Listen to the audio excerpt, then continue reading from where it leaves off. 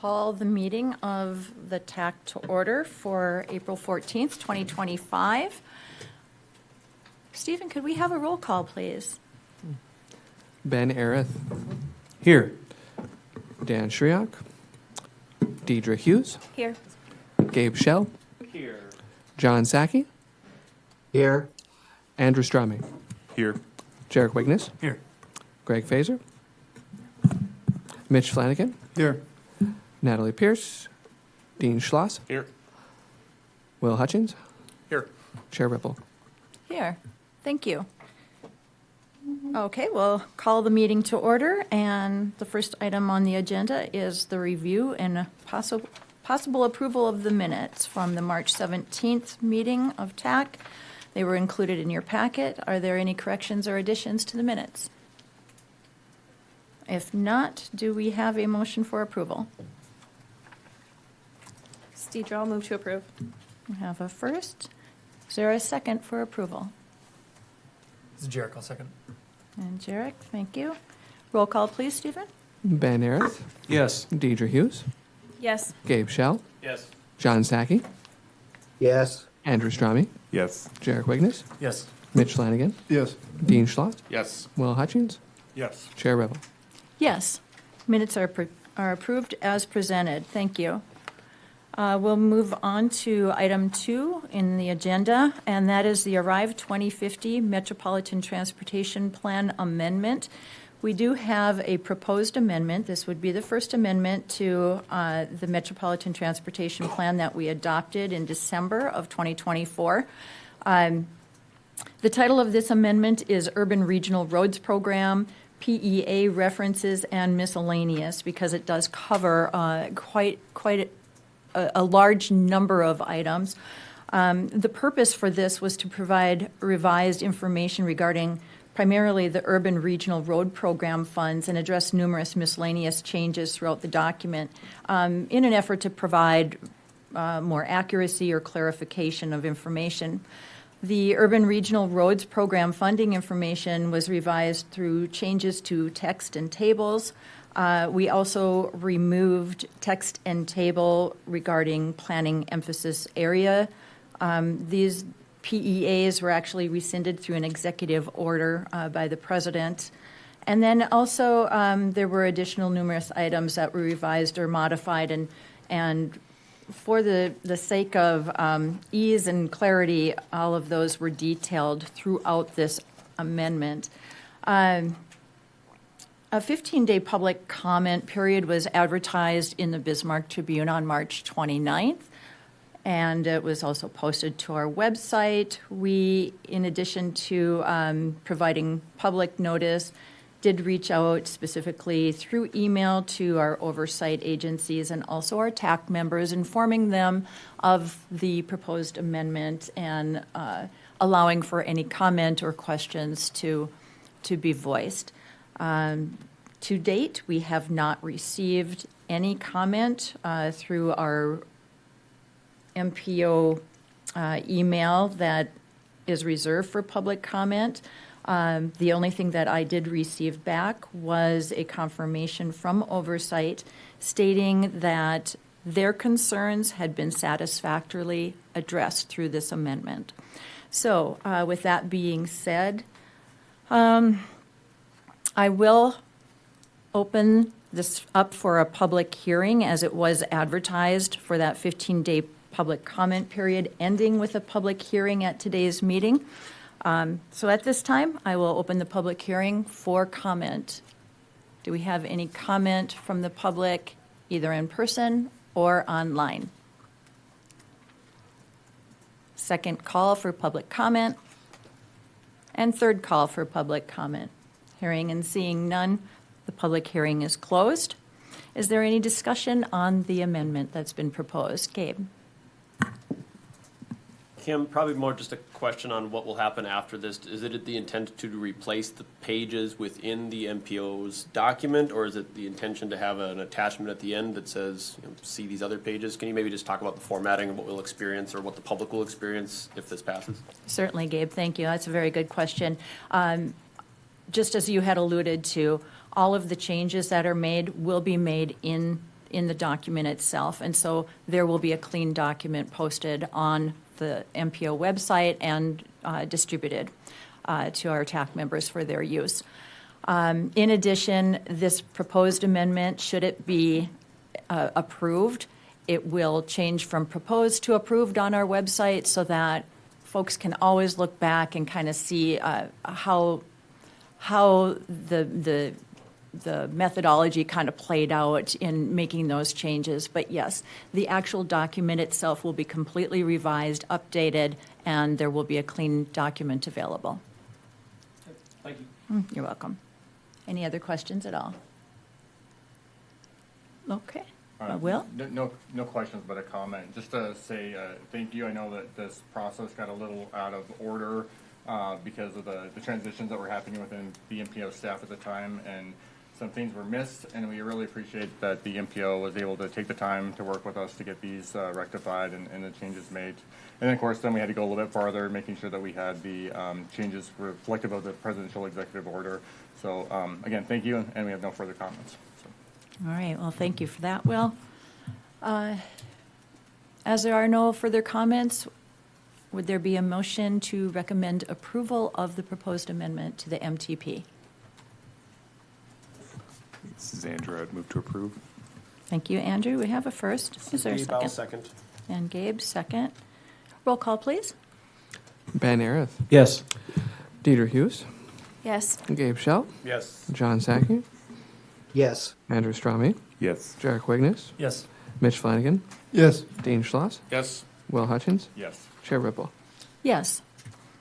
The proposed amendment has been approved for recommendation of approval to the Policy Board. Thank you. Number 3 on the agenda today is the 2025 Safety Policy Study Update. Luke Champa, I believe, is online to join us and provide that update this morning. Thanks, Chair Ripple. Can you hear me all right? Yes, we can. Thank you. All right. Good. Yeah, quick update on the safety policy study. We held our second steering committee meeting. Thank you all for attending and participating in that. There's a lot of content to get through, and we did it somehow, some way. We got a lot of good feedback on a couple exhibits that are included in your packet. The first being the literature and policy review. We received some notes regarding access management policies, as well as site triangle policies or guidelines. And so we'll be adding those components in as applicable to local jurisdictions, but in general, I think that will help us provide some policy level recommendations for best practices and improvement in some of those areas. Again, a reminder, the lit and policy review is intended to provide the framework and the guidance for us moving forward and what to expect with the safety policy study.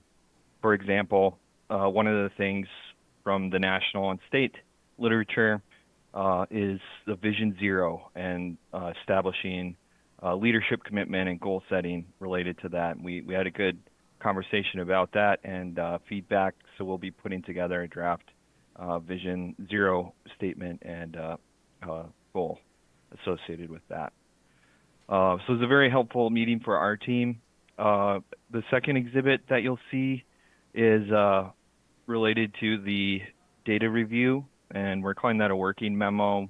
Moving forward with our safety analysis, we'll be documenting how we are using specific data, or we are listing our intended use of that data if we haven't got there yet. So there will likely be some changes to that memo as we move forward to document how we're using things in the development of the study. As far as critical next steps, we have been cruising on safety analysis. So between now and our next steering committee meeting, we will be likely blasting out a bunch of material and background information, including a crash trend summary, a draft leadership commitment and goal setting language and target, and then there's also the high injury network analysis, which we discussed, which we'll get out. And then we are still figuring out our methodology for systemic type analysis, looking at risk factors, in particular, those which may be outside of the urbanized area and in rural portions of Morton and Burleigh County, because that there's likely a less density of severe crashes or fatalities and serious injuries in rural portions of the county, just given VMT and ADTs. So we'll be doing a systemic analysis to supplement that high injury network. And then another goal for our June steering committee meeting will be to discuss the safety countermeasure toolkit and specifically, the items that we're listing, but also how we are going to filter those things, whether it's through functional class or urban versus rural. Those are pretty straightforward ways to filter those safety countermeasures, but we can discuss, and we will discuss that in June. So there'll be a lot of material coming your way before the meeting, and then it's shaping up to be a pretty robust, at least from a content standpoint, meeting in June. But you'll get another update between now and then. So I think that covers. Oh no, well, there's one other critical item. Our subconsultant partner, Emergent Strategies Group, is scheduling focus group meetings, targeting May 1st for those meetings, and then we do have 2 pop-up events that we're calling community conversations. The first is happening at the Earth Day Festival on April 29th, so about 2 weeks away. And then the second is the Touch a Truck event in Mandan on May 17th. And the intent for those is to engage people of all ages and walks of life in a conversation about transportation safety and specifically get some qualitative feedback about specific areas where they might have the most concern. So it'll be more of an open-ended conversation with some maps and stickers and some activities for younger kids as well. So with that, I think that's the major stuff. So I'd be happy to answer any questions, Chair Ripple, if anything comes up. All right, well, thanks for the great update. Luke, are there any questions at all?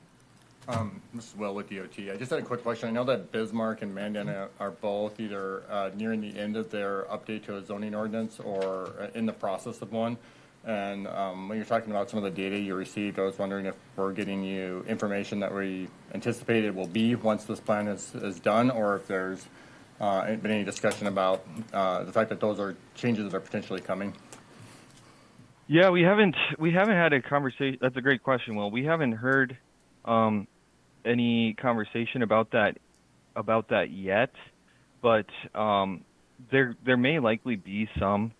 I'm thinking of like the site triangle guidance, for example, or access management, and how that kind of crosses over with LDC or development code updates.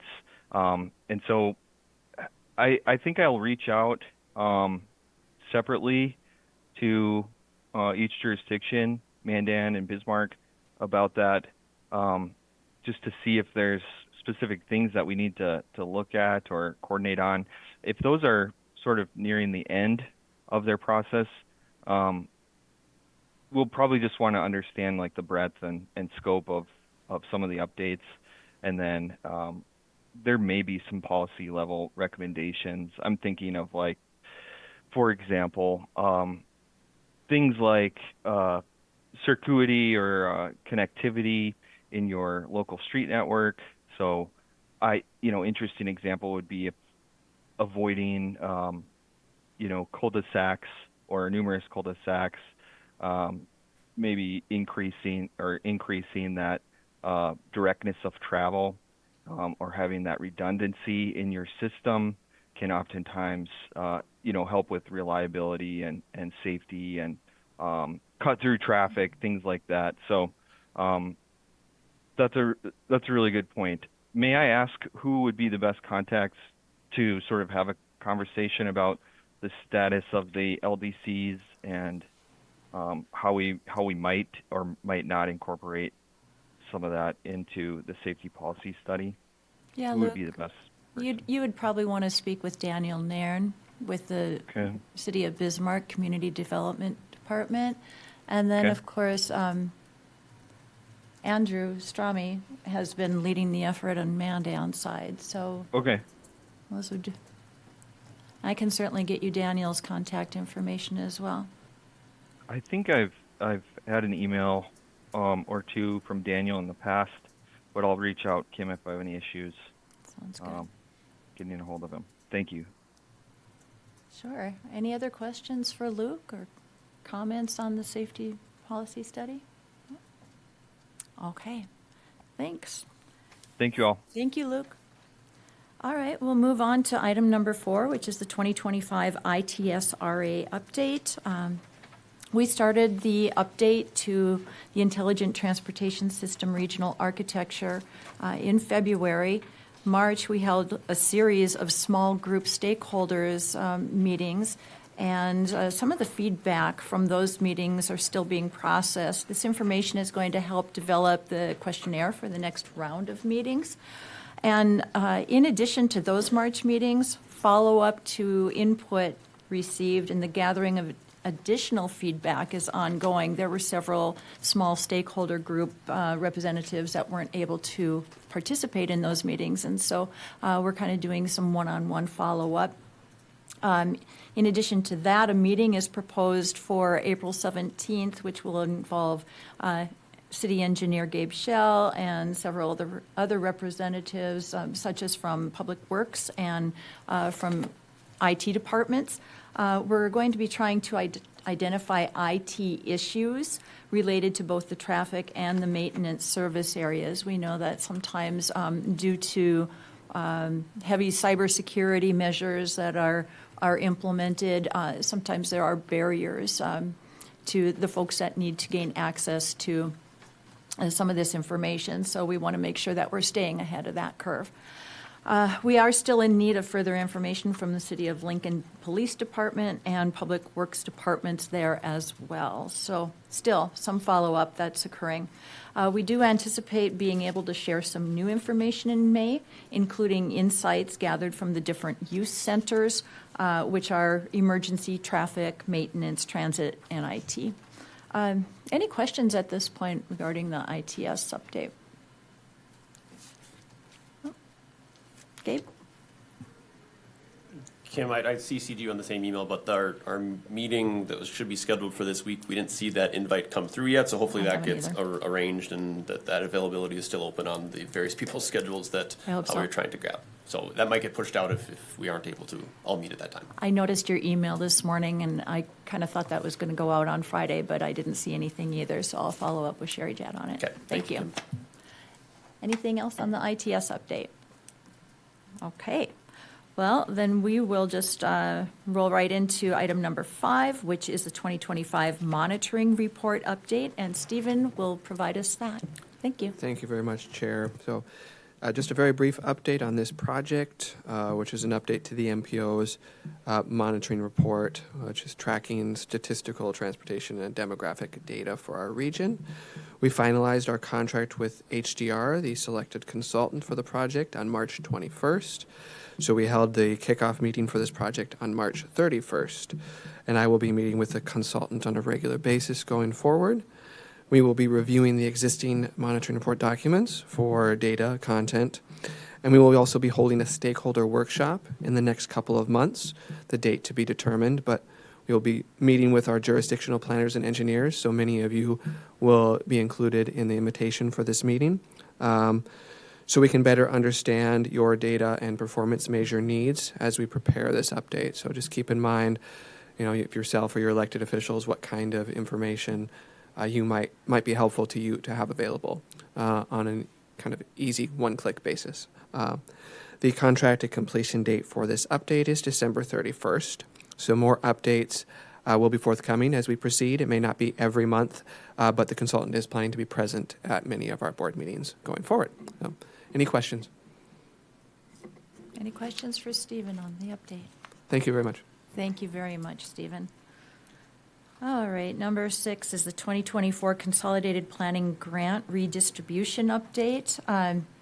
I'll just give you a reminder here. We did talk about this briefly at last month's meeting regarding our 2024 Consolidated Planning Grant funds and the unspent funds and what would happen to those.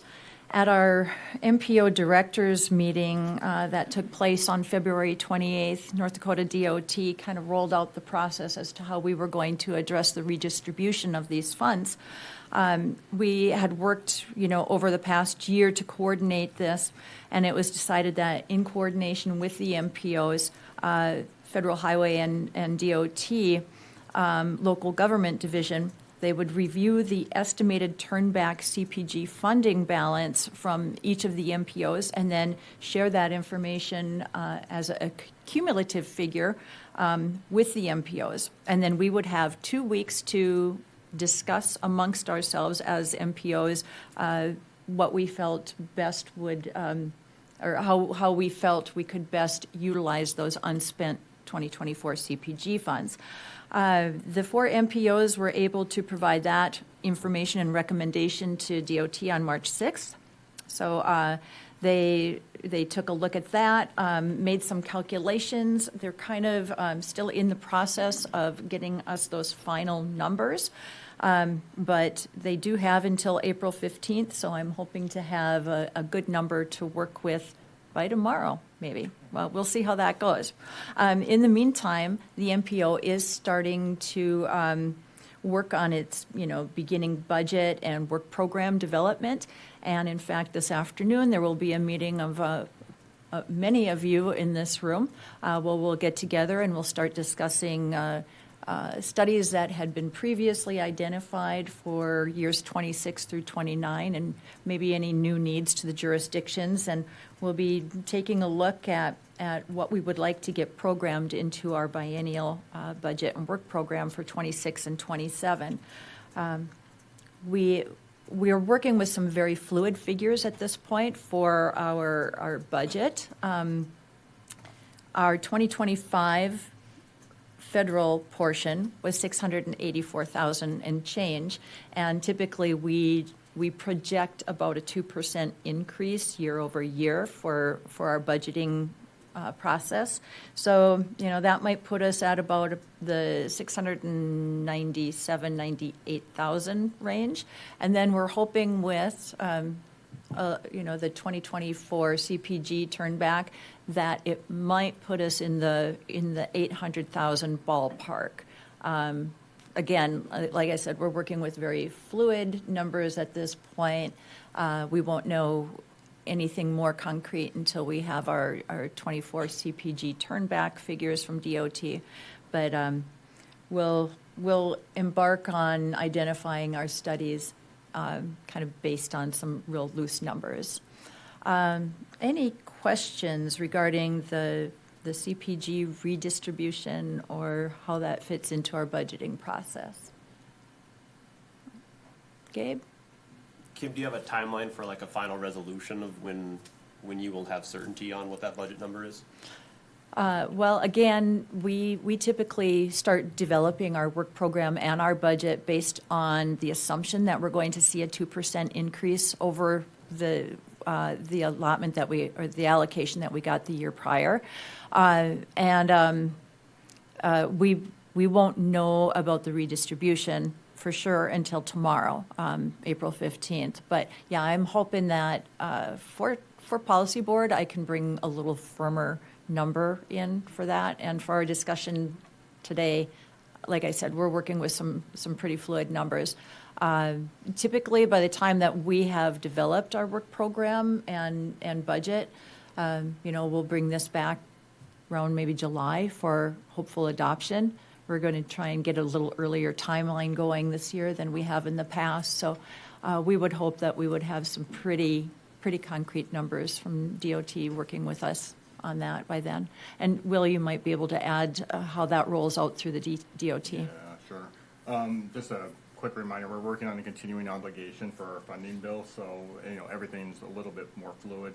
And we don't have FTA funds exact until later in the year. So we'll develop it. We'll give you an estimate based on like a 2% increase over previous years.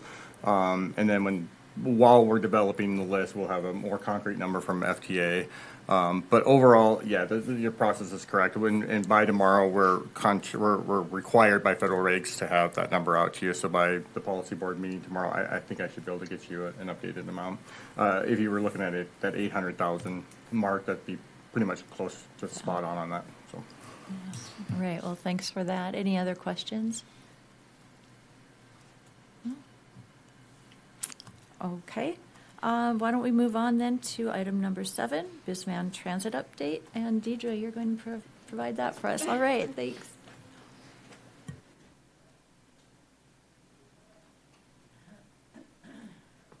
Hi, everyone. Just makes it a little bit easier, I guess, to look at everyone. So just a quick update on kind of what's been going on with Transit 2024, part of 2025 so far. We've had some really exciting things happening, so I wanted to make sure to share that with the group, and then obviously policy board tomorrow. So we celebrated our 20-year CAT anniversary in May of 24. We had 2 free ride weekends, so it's the first time that we've done a free ride weekend as opposed to just a free ride day. We found it to be very successful. We had 831 trips the first weekend and 914 trips the second weekend just on CAT. So those are the biggest weekends that we've had since pre-COVID, obviously at that time. Fortunately, through the rest of 2024, we did have some bigger weekends following that. One thing financially that was a big win for us was we switched to Brightline Insurance from North Dakota Insurance Reserve Fund. We had some issues with NDRF not wanting to cover us to the $3 million requirement per our brokerage agreement with the city of Bismarck. So then we had to seek out an umbrella policy to get us that last $1 million that they weren't able to provide. And that umbrella policy ended up being more than our base policy. So did some looking around, met an individual insurance broker at the DTA conference in Minot through Brightline Insurance, and a lot of nonprofit transit agencies, especially in South Dakota, have used them in the past, had great reviews. We were able to sign with them and save about $90,000 annually with that policy change. We did a lot of community outreach this last year. University of Mary Community Fair, United Tribes Technical College Community Fair, Touch a Truck, New American Job Fair, the YMCA National Senior Health and Fitness Vendor Showcase, Train the Trainer with Cloverdale, Global Neighbors Group, CAT Bus on-board training, presentations at United Way Homeless Shelter, and some in-classroom training as well. Missouri Valley Slope paratransit training, and then worked with BPS Life Education Program for some paratransit training.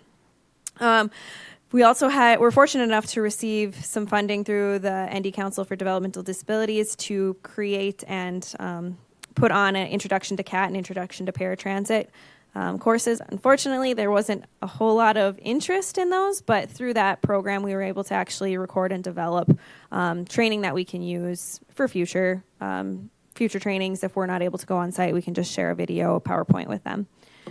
We did extend our City of Lincoln paratransit service contract, so we are good to go with the City of Lincoln, continuing that service.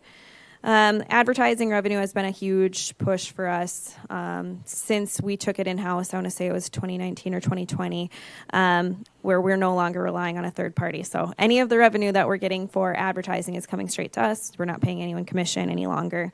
And we were actually able to exceed our advertising goal, and we sold $123,953 in advertising revenue.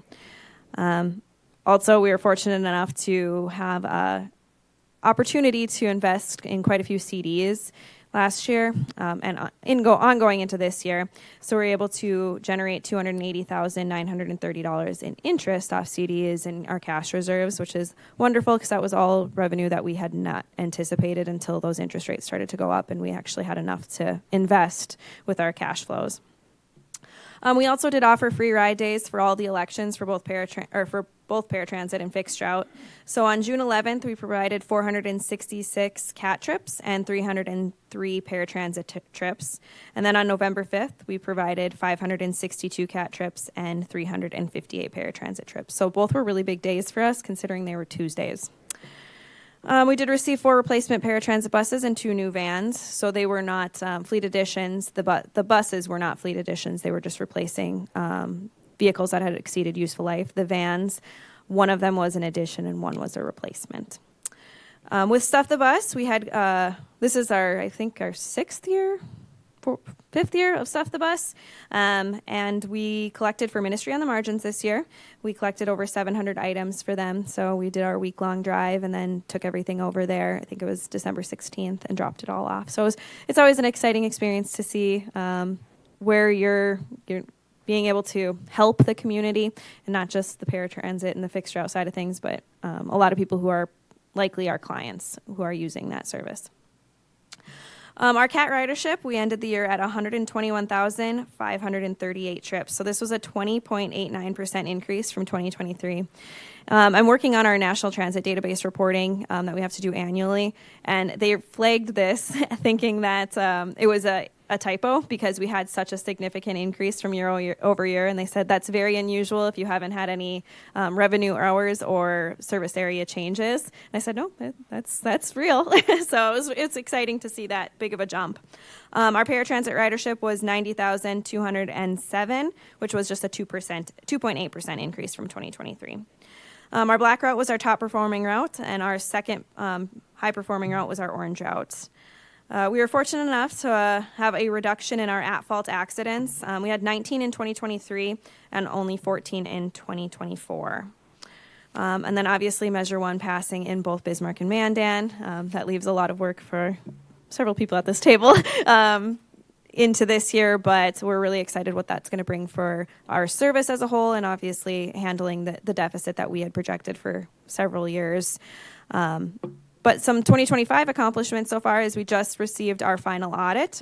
This is the 5th year of a clean audit for us. So it's very exciting, especially with a small group of people, to have clean audits back to back. Let's see here. The urban directors for all the transit agencies, so that'd be Minot, Fargo, Grand Forks, and myself, had worked together to advocate for Senate Bill 2254. The governor did sign that on April 3rd. So what it is $2 million to the Department of Transportation for the purpose of providing grants to fixed route city transportation providers for associated paratransit services for the biennium beginning July 1st, 2025, ending June 30th, 2027. Is a one-time funding item. Through that, there is also a legislative management shall find the funding needs for a fixed route study. So hopefully we'll see something come from that study for all the urbans. And we just received awards for our FY26 5310 and 5339 grants that we had applied for. So all of the projects that we had applied for last fall, I think were approved by this committee for the application, were awarded. So that was all of our operations grants. That covers our demand response, so our early morning, our after hours, our Sunday, and our holiday service at 50-50. And then our mobility manager, which is an 80-20 split. We did also get $611,184 in federal funds for our replacement of 4 cutaway buses, and then $561,000 to replace 1 fixed route bus, and another $157,000 to help cover the cost of a grant that by the time we were able to place an order for a fixed route bus, the cost of that bus had inflated so much that we weren't able to proceed. So we were fortunate enough to be able to kind of get a supplement, so we'll be able to order 2 fixed route buses this year for hopeful delivery next fall. And then some other shop equipment. And then one other exciting one that's kind of more of a ridership or client facing is transitioning all of our fixed route buses to the fat tire bikes. We did receive funding for that project, so $12,800 in federal funding. So we'll be ordering the fat tire bike racks within the next month or so to hopefully have them installed for the summer season. Any questions? Wow, any questions for Deidre on Bismarck Transit activities through the year? Thanks, Deidre. That was an amazing amount of information. You have a lot of exciting things going on, and I just want to congratulate you. I don't know if anybody else pulled this out, but 5th year in a row, clean audit. Good job. I mean, that's outstanding. You have a lot of things going on. You got a lot of balls in the air. So Yep. Every year it kind of compiles, but it's going good. So thank you. Thank you. All right, we'll move into our updates on roadway projects. I don't know, this season, we're just kind of getting started, so, oops, I'm sorry, I have so much writing here that I skipped right over the FY26 RTP program. Sorry, So a quick Stephen's update going to give us that update. for the TAC today. So the North Dakota Parks and Recreation District solicited for applications for the FY 2026 Recreational Trails Program, or RTP. So they opened their solicitation. It was a tight window. They opened on April 1st and accepted applications through yesterday, April 13th. So we sent out notification of this on April 4th, and unfortunately we overlooked getting this notice sent earlier, so we apologize for that. But if your jurisdiction submitted an application to the Park District for the program, and you have not already done so, please forward the information to me so that we can pursue approval of the project at our board meetings next month in May, and provide you a letter of support to add to your application. This is required, but it can be submitted after application submittal. I've so far received two applications notices, so I expect to at least have those to bring to the board next month. Thank you. Any questions? Thank you, Stephen. Any questions for Stephen on the RTP program? No? Ben? Yeah, thanks for the update, Stephen. You noticed that it was a tight window. I don't recall if it's ever been this short a window before. Is this a new development that the window for application has, I guess, shrunk, or is this an anomaly or anticipated in the future? Maybe. I think it presents some challenges for you and the MPOs, probably all the MPOs across the state, to get it through their approval processes. Yeah, I think last year it was a similar window, if I remember correctly, but I don't. So I think it's only been, but I only think it's been just 2 years, as far as I know. Yeah, I can kind of add to that too. Thanks, Stephen, and Ben. That's a good question. We've had a considerable differential in the application windows that have been provided by North Dakota Parks and Rec for this particular funding program. We have had 60 days in the past, 30 days, but I think that they have been steadily working to refine their program and the process involved with it. We do have the agreement worked out with them that although the approval of the policy boards for MPO area applications is required, it is not necessarily required as part of the application process. So they've kind of allowed us that latitude and the applicants that latitude so that they don't get hung up. But yeah, this is probably the tightest application timeline that we've had to work with, so. Yeah, thanks, Stephen and Kim. It has been a great program for the Bismarck-Mandan area, so hopefully it continues to be to support the area. And not only I think it presents challenges for the MPO, but probably more importantly, the applicants themselves probably have a tighter window. So, yeah, I'm not sure of the quality of applications that they're getting with this tighter window, but it certainly seems to present some challenges for all. So thanks for that clarification. This is Will. I'm surprised too by the 13-day window. Is there any opportunity for the MPO to work with its member jurisdictions to pre-identify potential projects, or are you contingent on waiting until the application is open and you know exactly what's available and what it'll fund? Right. That's a good thought, like just like pre-soliciting. And we do that with most of our federal opportunities. However, as I said, I feel that North Dakota Parks and Rec has been trying to refine their process, and I would be a little hesitant in trying to, get a head start on that without knowing how they were going to roll things out for the year. So through their solicitation, until such time as, things maybe get worked out in that regard, I think we're better off kind of waiting for their notifications. So, yeah. But we hope that this will continue to work for our jurisdictions. We've been getting very, very good quality applications through. So, and the approvals and the awards they're pretty successful in getting funds awarded. So, that's also a good thing. Anything else on the RTP? Okay, then we will move on to our roadway projects. And I am going to start with Morton County. Is John Sykes still on with us? Yes, I am. Yeah, okay, you got anything I going have on nothing to there? report. Okay. Well, it's pretty early yet. I wasn't sure what we were going Yes, to it have is. going here. All right, how about the city of Mandan? The only two I can think of really off the top of my head are our Old Red Trail shared use path and our rapid rectangular flashing beacon projects. Both of those have been bid and awarded, and they are currently going through contract routing. So we're going to get started on those soon. And I do have Memorial Highway, but I was going to leave that for Dean. Okay.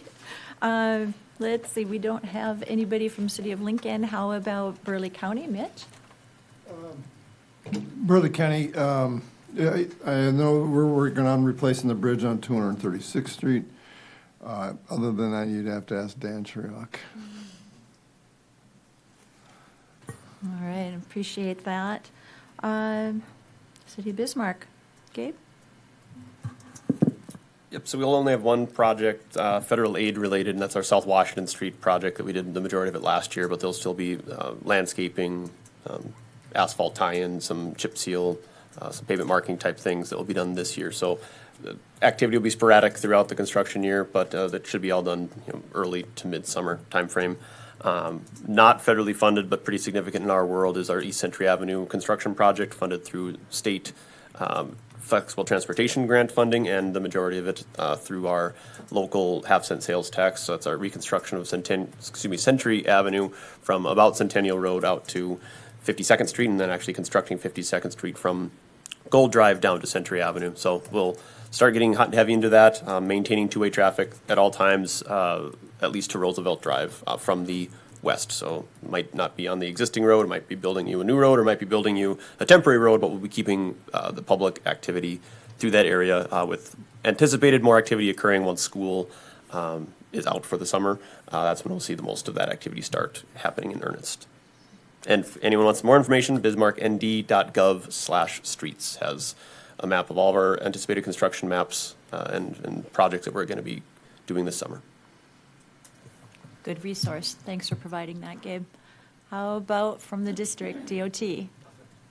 I guess 161, we're currently one lane closed in each direction. That's going to remain that way for a while.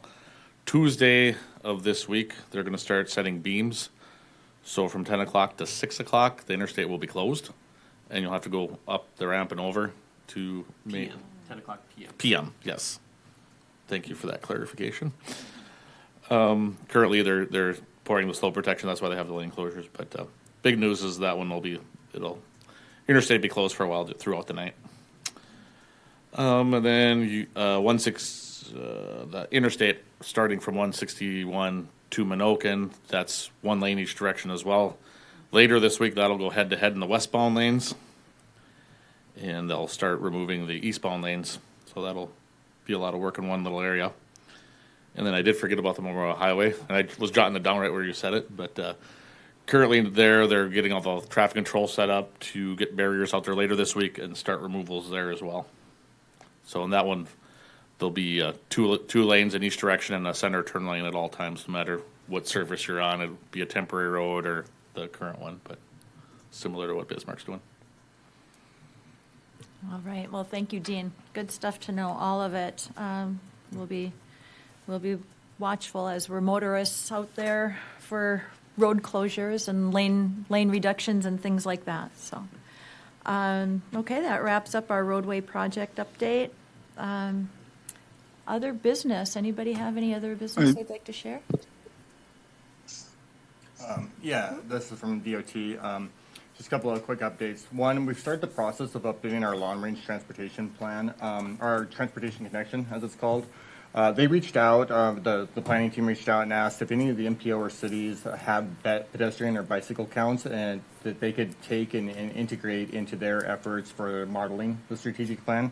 I know that this is your MPO is doing a little bit of kind of information. You've gotten some through various automated counters and whatnot. If you have any additional counts, I'd be happy to take those from you. The other update I have is a save the date for the 2025 Vision Zero Partner Conference. That's scheduled from May 7th through the 8th. It's here in Bismarck, and it'll be held at the State College National Energy Center of Excellence. So you can attend this one in person or virtually, and I encourage all who have interest to consider attending. So I want to tell you about the hotel accommodations for a block of rooms. I don't really think that really applies here. So yeah, if you have any additional questions, there's information on our website. Okay, thank you, Bill. And you and I, we can maybe touch base offline regarding some bike ped counts too. Okay. Any other business? Okay, well, I have a couple of things that I would like to share. Oh, I'm sorry, did I miss something? Go ahead. No, go ahead. You got it. I'm just checking. No, you have something that's yours, I think. I thought you were going to do it. I have some other things. Oh, darn it. I don't want to hog it all. Anyway, Logan Bisey, he's here. He's going to be taking over my spot in the TAC committee. So he's new to this position, but not to the DOT. He's got a lot of experience and a lot of planning, so it'll be quite helpful, I think, in this position. So. Well, thanks, Dean. We're going to miss you at the table. We're going to miss having you here, but we really are going to extend a warm welcome to Logan because, by all accounts, I've heard that he's going to be a great resource to this TAC. And so we're looking forward to having you join us next month up here. And, yeah, it's good to have you, Logan. Yeah. Let's see. In that spirit, since we're talking about people kind of coming and going, it's kind of a bittersweet thing that I have to announce that Andrew, this will be Andrew Strami's last meeting up at this table as well. He has got some other pursuits that he's going to go after. So I would just like to thank Andrew for, and you, Dean, everything that you contribute to this technical advisory committee. Sometimes you don't realize, I think, how valuable your input is and what your contributions are, but they're far-reaching, and it's very, very much appreciated. So I'd like to thank both of you. And Andrew, if you have anything that you'd like to add, because you are kind of adventurous. Thanks, Kim. I don't really have much. I didn't realize as part of starting these jobs that resigning on live TV was going to be part of it. But now that this is round 3, I have announced that I have kind of resigned from my position. I'll be done on May 9th. I've learned a lot from everybody at this table and all the different tables that we've sat around together over the course of the last 4 years. For the next year or so, I'm going to just kind of take a little bit of a break from working on these sorts of projects and in these sorts of roles, and take a little bit of time to reconnect with myself, my goals personally, and eventually return back to the field or find something else to settle into. I'm hoping to get to ski quite a bit in the meantime, and I'll be living in kind of between Chile and Argentina, back and forth for the next 6-8 months or so. So, thank you again. Andrew, I'm a little offended. You lopped off the internship years because I put you more at like 6 or 7 actually. So. Yes, it's been a good run. Good to have you here, and we wish you all the best on your future adventures and endeavors. So, okay, that's enough of people leaving. How about something here? We've been going through the interview process for the MPO's transportation planner, and we just concluded the interview process last week. In fact, we had a great response to our advertisement for the position, with 30 candidates, actually 30 applications that were put in, and we had to go through a two-tiered interview process just to get the candidates refined to a number where we could, get those interviews actually conducted.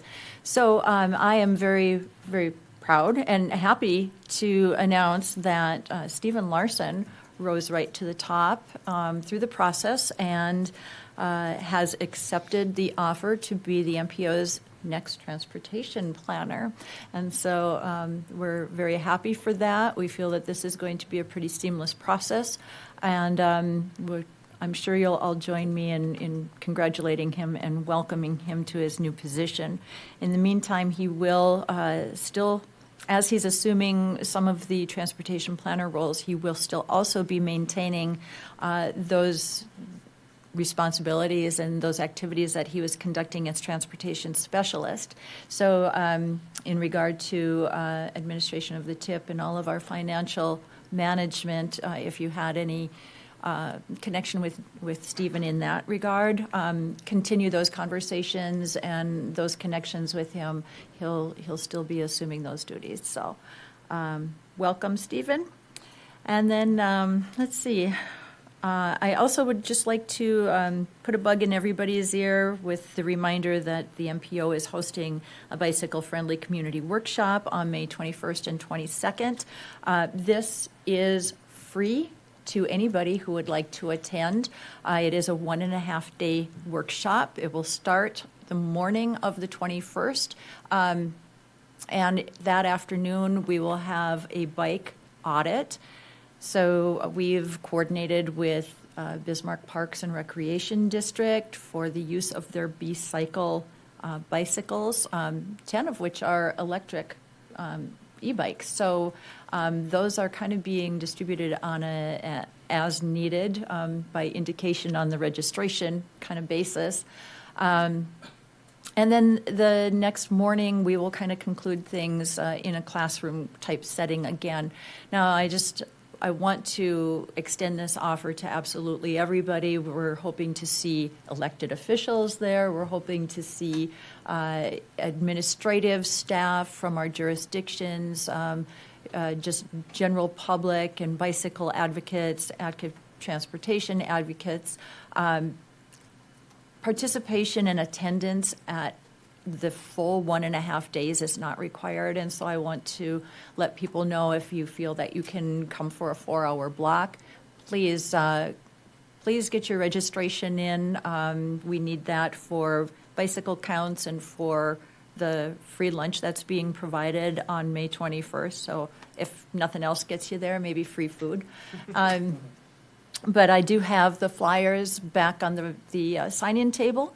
And so if anybody wants to grab one of those on the way out, there's a QR code there that will take you to more information and possibly a form that you can register there.